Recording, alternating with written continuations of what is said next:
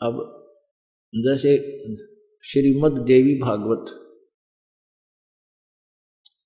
श्रीमद् देवी भागवत अर्थात दुर्गा पुराण में, शक्ति पुराण में 28-29 पृष्ठ पर लिखा है कि नारद जी से व्यास जी पूछ रहे हैं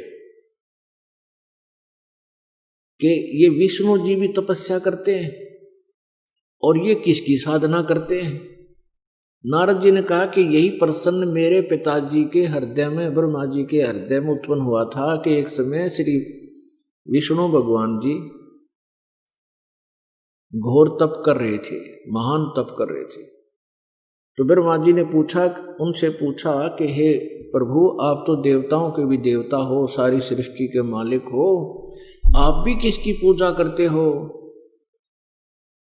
अब विष्णु जी कहते हैं कि मैं दुर्गा की पूजा करता हूं और दुर्गा से ऊपर मैं कोई भगवान नहीं जानता, मैं किसी देवता को नहीं जानता। आलिया श्री विष्णु जी के और ब्रह्मा जी के और नारद जी के और व्यास जी के उस अध्यात्म ज्ञान का अंत ना व्यास जी ने बेरा कि आराध्य देव कौन है, वास्तव किस भगवान की पूजा करनी चाहिए, ना नारद जी को पता, ना ब्रह्मा जी को पता और ना विष्णु जी को पता। विष्णु जी कहते हैं मैं दुर्गा से ऊपर किसी और भगवान ना जानता। और दुर्गा जी क्या कहती है 7वें स्कंद में, ये प्रथम स्कंद की बात है देवी भागवत की जो अभी आपको सुनाई। अब 7वें स्कंद में 562 पृष्ठ पर दुर्गा हिमालय को ज्ञान दे रही है और ब्रह्म के बारे में जानकारी दे रही है। कहती हैं और सब बातें त्याग दे, केवल ब्रह्म की पूजा करो, उसका ओम नाम है, वो ब्रह्मलोक में रहता है और किसी की पूजा मत करो, और वही पूजा के योग्य है और कोई पूजा के योग्य नहीं है। अब दुर्गा ने ब्रह्म को फाइनल कर दिया, ओम नाम बता दिया। अब ब्रह्म कहता गीता जी के अंदर 8वें अध्याय के 13वें श्लोक में यो गीता ज्ञानदाता ब्रह्म श्री कृष्ण जी में प्रवेश करके यो सर्वब्रह्म सर्वपुरुष, इसको ज्योति निरंजन काल भी कहते हैं, ये श्री कृष्ण जी में प्रेत की तरह प्रवेश करके बोलता है, गीता जी का ज्ञान दे रहा है। 8वें अध्याय के 13वें श्लोक में कहता है कि मुझ ब्रह्म का ओम इति एक अक्षरम ब्रह्म व्यवहारन माम अनुसमरण और ये प्रयाति तजन देहम सयाति परमाम गतिम।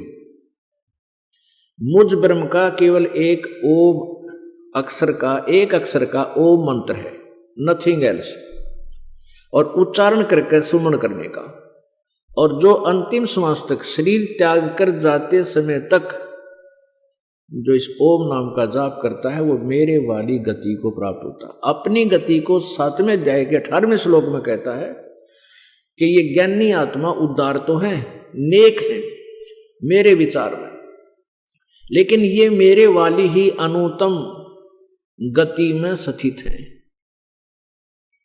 यानी घटिया साधना, मेरे वाली घटिया साधना में लीन है, क्योंकि इनको तत्वदर्शी संत नहीं मिला।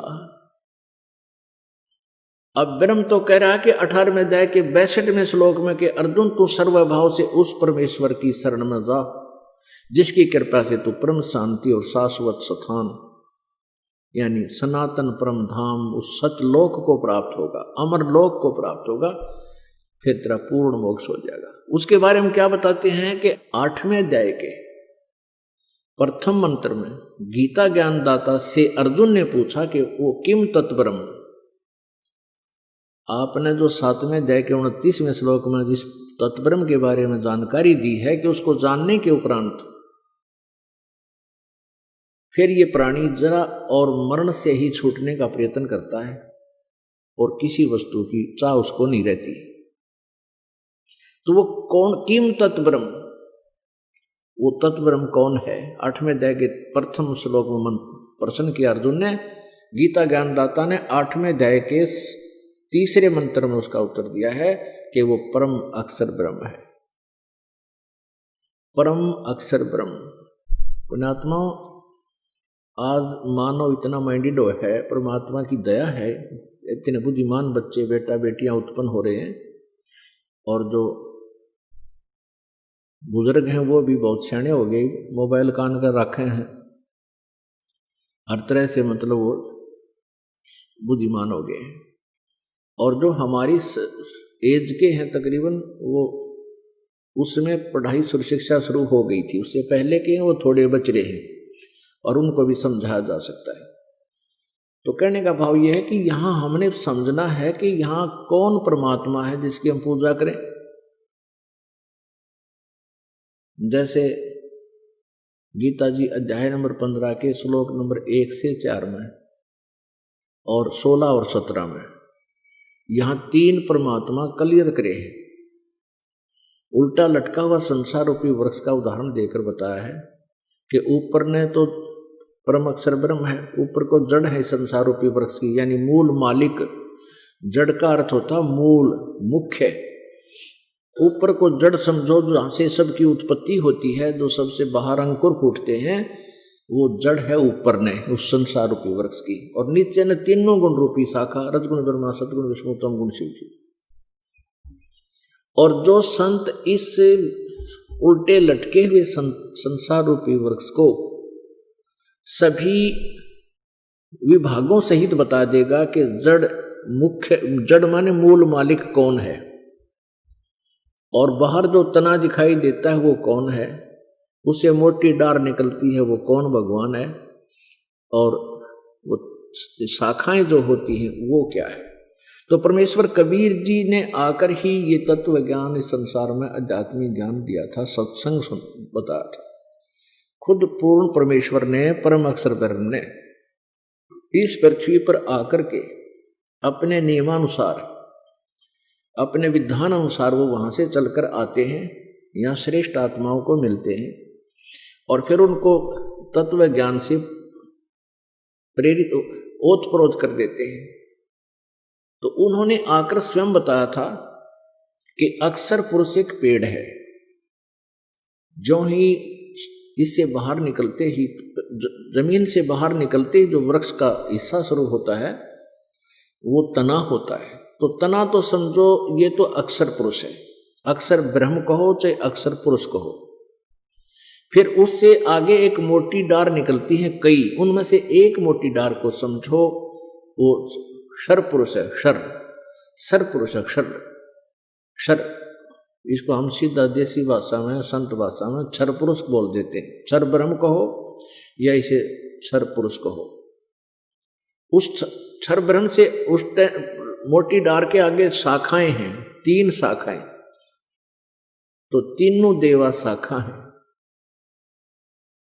रजगुण ब्रह्मा, सतगुण विष्णु, तमगुण शिव जी रूपी। अक्षर पुरुष एक पेड़ है, निरंजन वाकी डार, निरंजन भी कहते हैं क्षर पुरुष को, और तीनों देवा शाखा है, ये पात रूप संसार।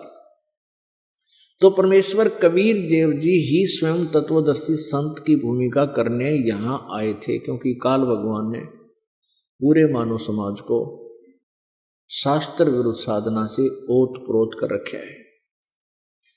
वो परमात्मा इसी उद्देश्य से यहाँ आते हैं कि तत्व ज्ञान प्रचार करें, अपने बच्चों को जहाँ से आए हैं वहाँ का स्थान बताएं, वहाँ जाने की विधि बताएं, और वही बताकर जाते हैं। तो यहाँ बताया है कि 3, फिर क्या बताया कि जब तुझे तत्व ज्ञान हो जा, 15वें अध्याय के 4थे श्लोक में, उसके पश्चात उस परम पद परमेश्वर की खोज करनी चाहिए। उस परमेश्वर के परम पद की खोज करनी चाहिए, जहां जाने के बाद ये प्राणी कभी लौटकर संसार में नहीं आते, यानी वो पूर्ण मोक्ष प्राप्त हो जाता है।